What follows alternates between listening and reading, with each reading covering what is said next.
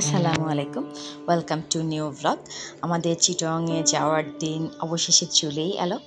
আর আমরা যেহেতু বিয়েতে যাচ্ছি, আর আমি একটু লেট হলেও ভিডিওগুলো আপলোড করছি।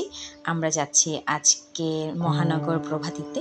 আর মানহা অ্যাজ ইউজুয়াল তার ট্রলি ব্যাগ এগুলোই ক্যারি করছে। এইভাবে আমরা যাই যাতে খুব ইজিলি সবাই মিলে ক্যারি করতে পারি। এরপর আমারা ভাবিরা চলে এলো। আজকে সবচেয়ে বেশি মজা হবে, আমরা কেবিনে যাব আর সবাই মিলে যাব। সেই ভিডিওটাই ছোট্ট করে আপনাদের সাথে শেয়ার করব।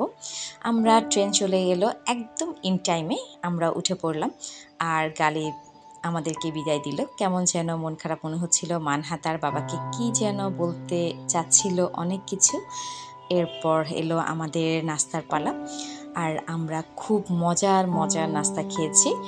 আম্মা হালুয়া এবং পরোটা করে নিয়েছিল, যেটা আমার কাছে খুবই ইয়ামি লেগেছে। এরপর নাস্তা খেয়ে আমি মেহেদি দিতে আরম্ভ করলাম, কারণ যেহেতু বিয়েতে যাচ্ছি মেহেদি তো মাস্ট। আর ট্রেনে গল্প করছিলাম, সেই ফাঁকে মেহেদিটাও দিয়ে রাখছিলাম। বাচ্চাদের জন্য সময়গুলো আসলে খুব মজার। আর ভাবিও হাতে মেহেদি দিচ্ছিল। আমরা দুজন বিভিন্ন রকম গল্প আর মেহেদি সবই একসাথে চলছে।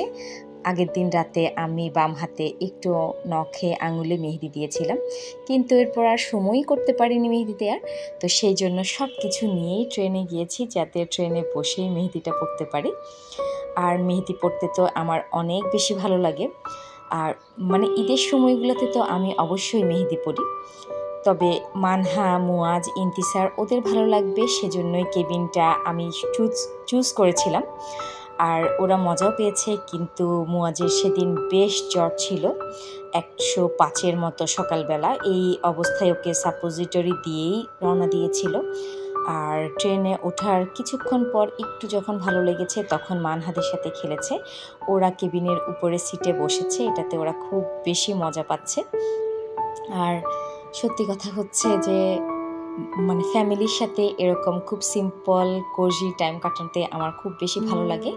এদিকে আব্বু আম্মু একটু ঘুমিয়েও গিয়েছে, আর আমিও তখন খালি পেয়ে উপরের সিটে আমি উঠে গেলাম। বসে বসে সেখানে অনেকক্ষণ চিপস খেলাম, আর ছোট্ট একটা রিলসও আপনাদের সাথে শেয়ার করেছি, সেটা নিশ্চয়ই সবাই দেখেছেন। আর অবশেষে আমরা চিটং পৌঁছে গেলাম। আসলে চিটংয়ে যেহেতু আমার বড় হওয়া, আমার পড়াশোনা, আমার প্রাণের শহর সেটা। আর সেখানে পৌঁছালে আমার মনটা সত্যি অনেক বেশি ভালো হয়ে যায়। আজকে আমাদের প্ল্যান হচ্ছে রাহতাপুর বাসায় যাব। এই তো আজকে ছোট্ট ভিডিওতে সব কিছু দেখালাম। কেমন লাগলো জানাবেন। আজকের মতো আল্লাহ হাফেজ।